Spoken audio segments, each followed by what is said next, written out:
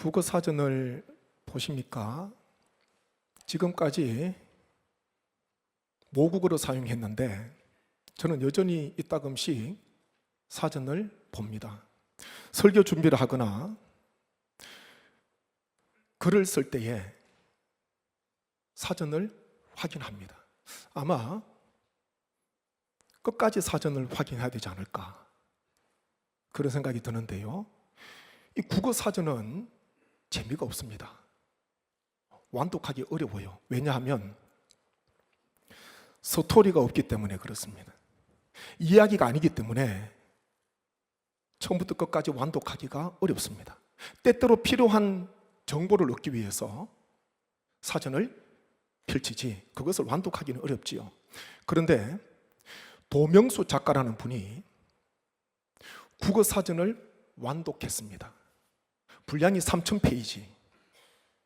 그 안에 있는 단어 16만 개. 그거를 읽고 난 뒤에 16만 개나 되는 언어 가운데, 단어 가운데 특별히 끌리는 언어 약 5% 정도 해당하는 7644개 단어를 가지고 책을 엮습니다. 그 책 제목이 언어의 유혹입니다. 3000페이지 분량을 가진 16만 개 단어가 있는 이 국어 사전, 완독하기 어렵지요. 근데 이것을 그 작가는 어떻게 완독을 하게 되었나? 그것은요, 끌리는 단어 몇 개라고요? 7648개. 중간중간에서 끌리는 단어를 만났기 때문에 작가는 그렇게 표현합니다. 나를 유혹하는 언어, 나를 매료시키는 언어, 그 단어를 중간중간에 만났기 때문에 완독할 수가 있었다는 것입니다. 그것 아니면 완독할 수가 없어요.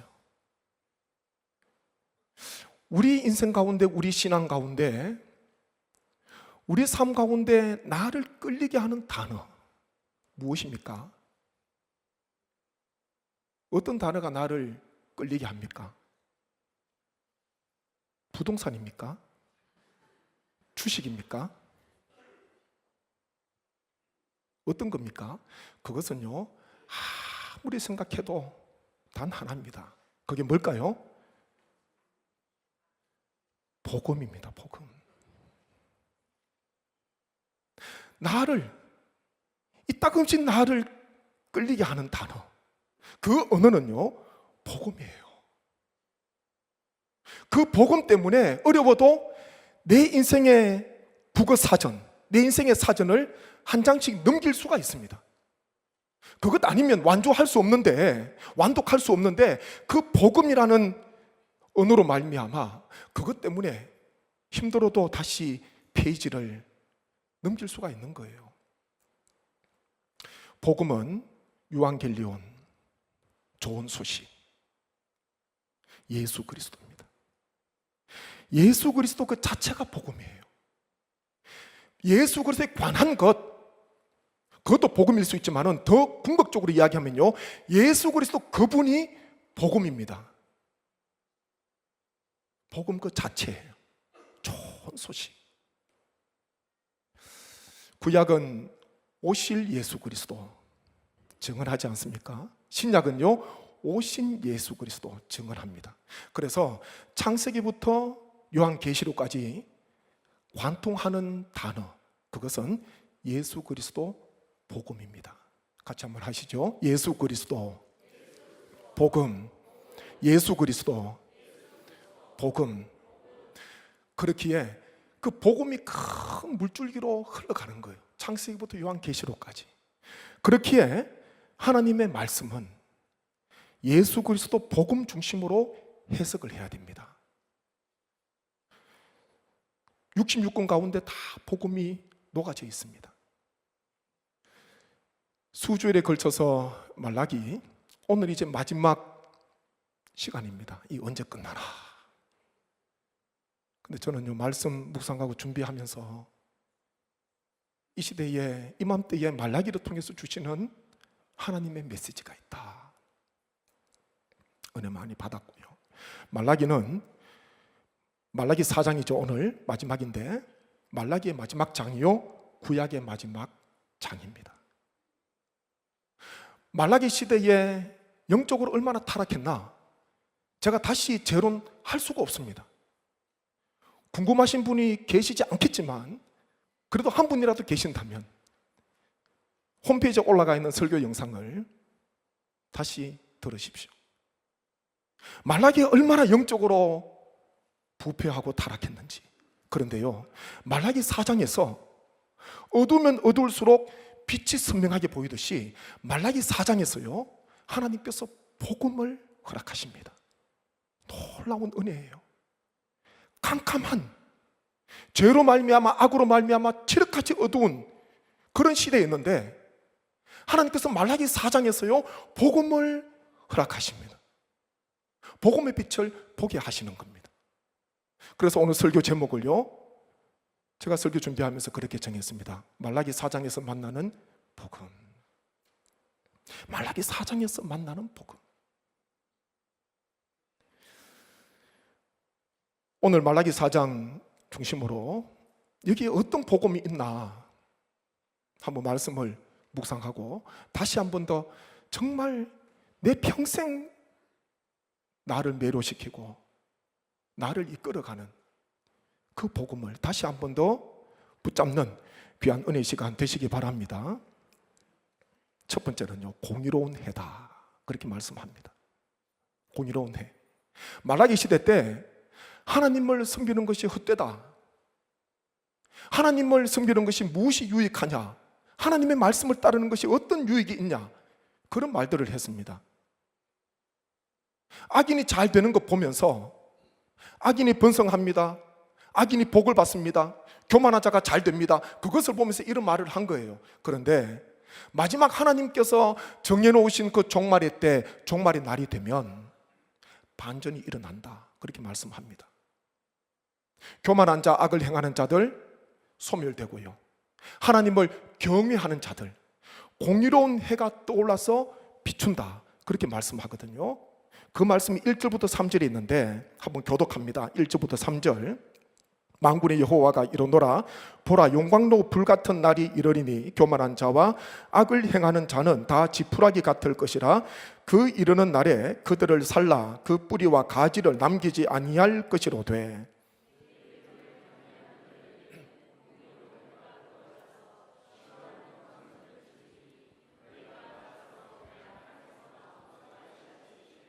같이 읽습니다.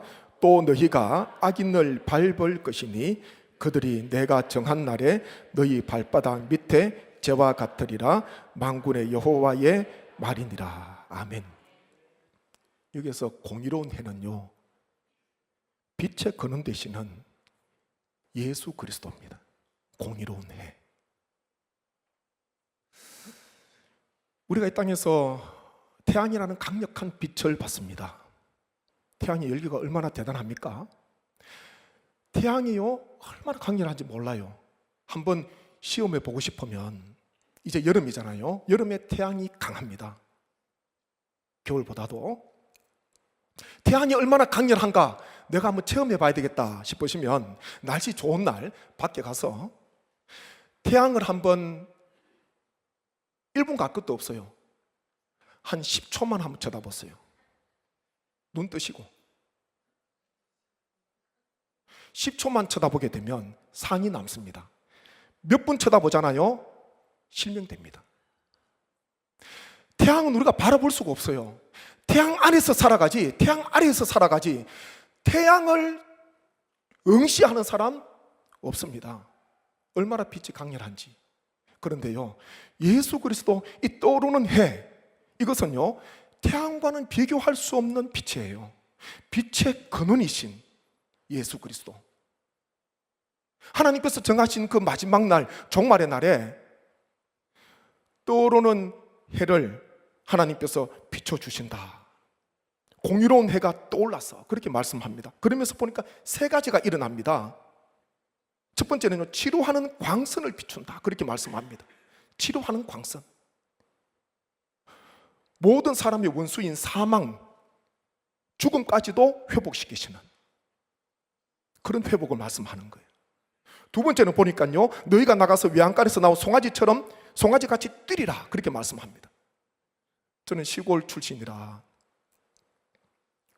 소가 있었기 때문에 언젠가 이야기했지요. 소는 살아있는 통장이었다고 그렇게 불렀습니다. 등록금 처리되면은 그냥 한 마리씩 사라져요. 그리고 송아지 사오기도 하고, 새끼 낳는 것도 본 적도 있고, 송아지는요 낳자마자 불과 얼마 안 됐는데 비틀거림이 일어나요. 그리고 어미소의 젖을 찾아갑니다. 그냥 예의 있게 예의 바르게 젖을 빠는 것이 아니라 어떻게 합니까? 박습니다. 아마 그러면은 엄마 소에게도 이게 뭐 마사지가 되는지 모르지만 받기도 하면서 그렇게 젖을 빨아먹거든요. 그리고 불과 태어난 지 몇 시간 안 됐는데 외양간에서 나와서 풀쩍풀쩍 뛰어다닙니다. 얼마나 신기해, 얼마나 빠른지 몰라요. 외양간에서 나온 송아지가 풀쩍풀쩍 뛰어다니는 것, 기쁨을 이야기하지요. 외양간에서 나온 송아지같이 뛰리라, 기쁨을 표현하고 있는 거예요.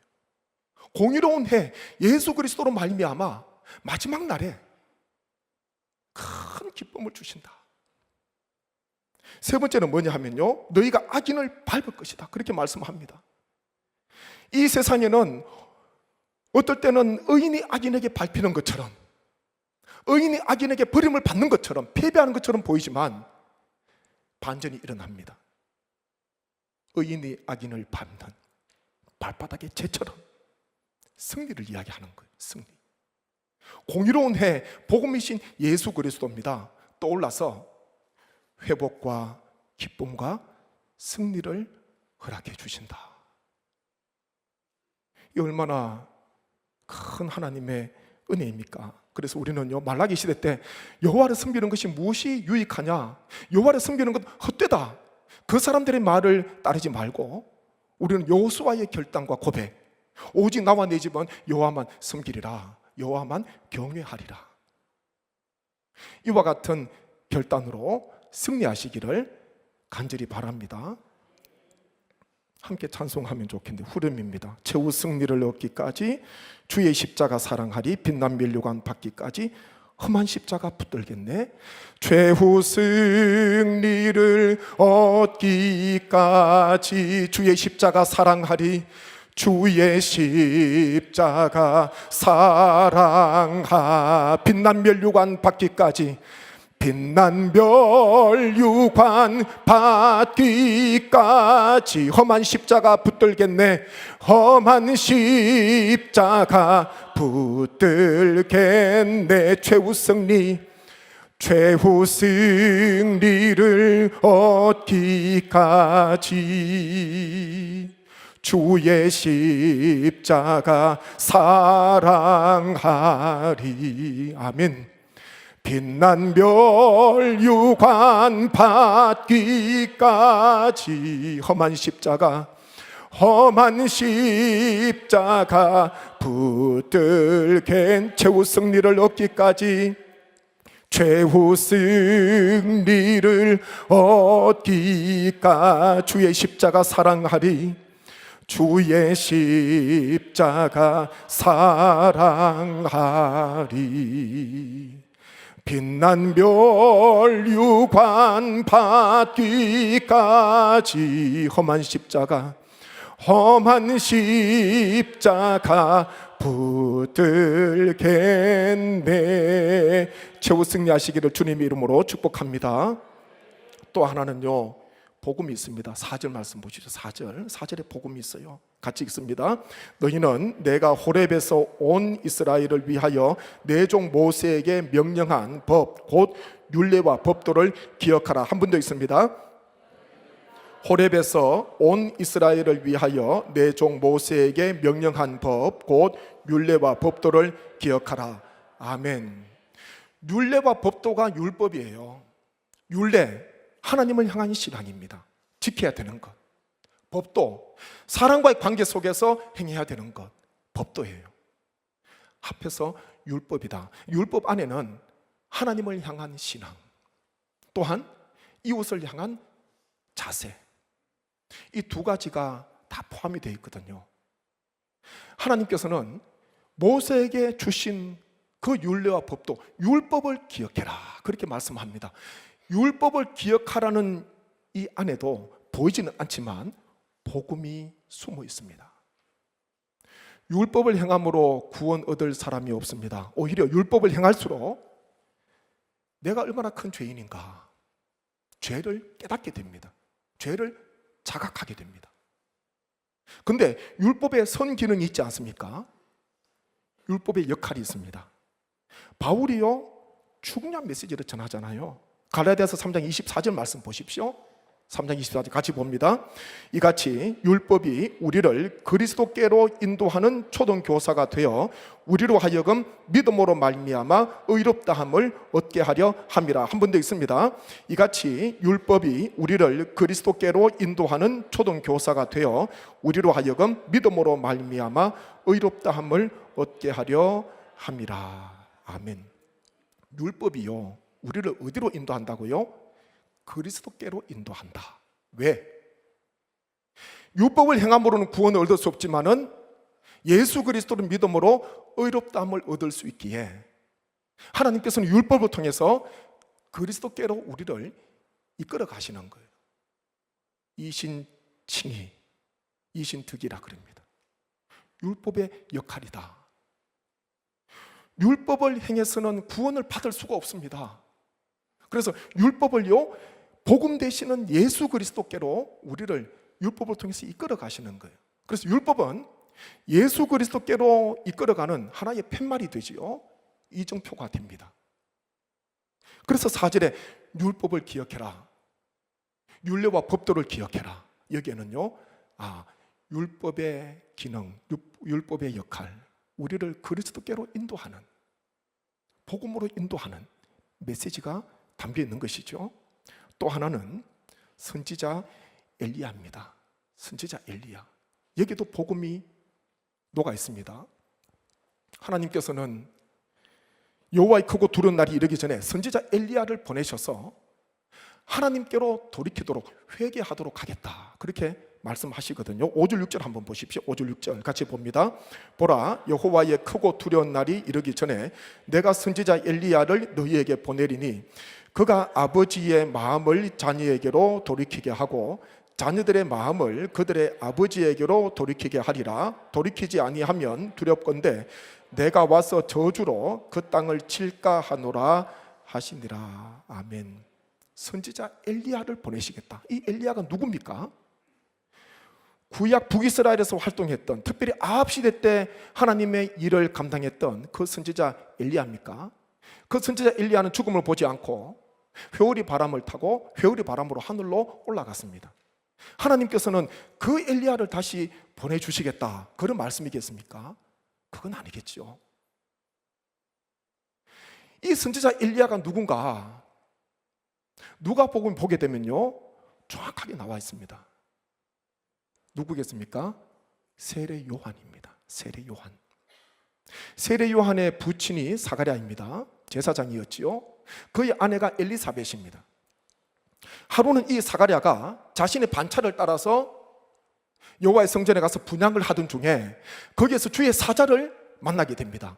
주의 사자로부터 내 아내, 임신을 못하는 여자였는데 내 아내 엘리사벳이 아들을 낳을 것인데 그가 세례 요한이잖아요. 그가 요한인데 이 요한이 어떤 사역을 할 것인가, 거기에 대해서 주의 사자가 일러주었습니다. 그 말씀이 누가복음 1장 17절에 있는데 한번 말씀 보십시오. 이스라엘 자손을 주 곧 그들의 하나님께로 많이 돌아오게 하겠습니다. 그가 또 엘리야의 심령과 능력으로 주 앞에 먼저 와서 아버지의 마음을 자식에게 거스르는 자를 의인의 슬기에 돌아오게 하고 주를 위하여 세운 백성을 준비하리라. 아멘. 이 사가랴 엘리사벳이 낳을 이 요한이요, 보니까 엘리야의 심령과 능력으로 주 앞에 먼저 와서 많은 백성을 하나님께로 돌아오도록 하겠다, 그렇게 말씀하십니다. 그래서 말라기에 기록된 선지자 엘리야는 회오리 바람 타고 올라간 엘리야가 다시 온다는 것이 아니라 엘리야의 심령과 능력으로 사역할, 주님 앞서 보내심을 받아서 주의 길을 예비하고 주의 사역을 준비할 세례 요한을 가리키고 있다는 것이죠. 우리가 세례 요한을 잘 압니다. 요한은 자기에게 주어진 사명을 끝까지 감당합니다. 하루는 제자들도 그렇고 사람들이 묻습니다.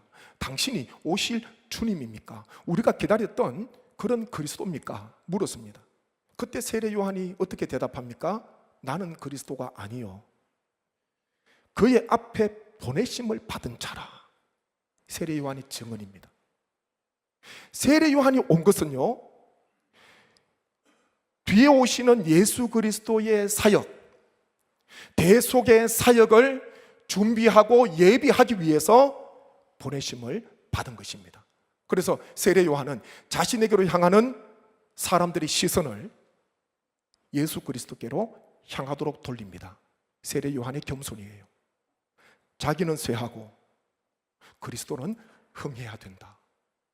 보라, 세상 죄를 지고 가는 하나님의 어린 양이다. 예수님을 증언하였습니다. 예수님께 향하도록 하였어요. 그렇게 볼 때의 선지자 엘리야, 이 세례 요한은요, 복음이 되시는 예수 그리스도를 위한 그와 같은 보냄을 받았다는 것이죠. 여기에도 복음, 예수 그리스도가 녹아져 있습니다. 오늘은 맥주 감사 주일입니다. 하나님 앞에 우리가 감사할 것이 많이 있잖아요. 출생으로부터 지금까지 베풀어 주신 하나님의 은혜에 감사하는 것 중요합니다. 근데 여기에서 감사가 확장이 돼야 됩니다. 오늘 말라기 4장을 통해서 우리가 얻을 수 있는 감사는 무엇이겠습니까?